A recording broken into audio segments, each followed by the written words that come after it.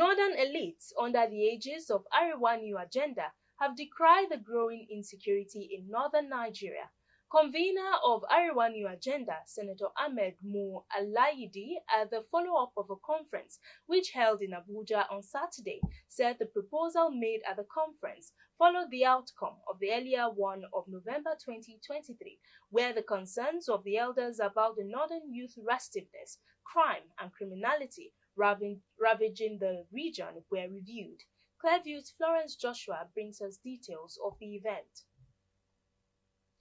Speaking at the conference, elders of Arewa New Agenda said they have set an agenda for the federal and state governments to consider and implement with a sincerity of purpose, guaranteed enduring prosperity for the country. The proposal includes a pathway to usher in prosperity and put an end to insecurity in the region.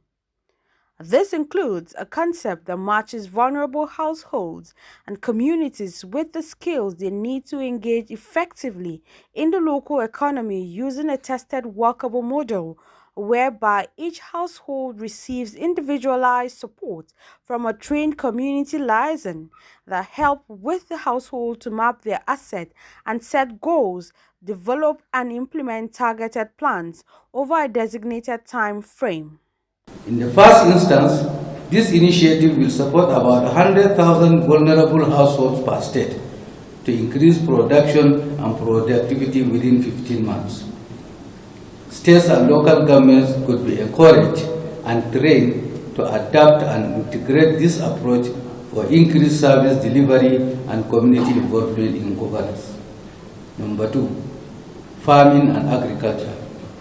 Arewa New Agenda's proposal is to key into the target of the federal government to increase arable land in the country to 65% in 4 years. This is designed to significantly increase food production and boost food security by up to 95%, which will exceed the growth of our already large population. There will be concrete measures taken to address the issues of overworked soil, communal instability, and climate change. Earlier in his opening remarks, the chairman of the event, former secretary to the government of the Federation, Yaeli Ahmed, commended the gathering for a show of concern about the future of the region and its youth, especially as the group is proposing the establishment of the integrated enterprising productivity inclusion platforms in each of the 19 northern states that will influence commercial production and value addition towards individuals and national self-sustenance. At the beginning of life, there always must be affirmative action to mold the character of young people, to know what they should do when they grow up and contribute their quota. If we keep on repeating or saying much, we have to also understand that what the North in particular and Nigeria at large need most is action. Because poverty is the cause of virtually every problem you can think of in life, from insecurity to ignorance. You find that once the problem of poverty is tackled, most of the associated problems will be resolved.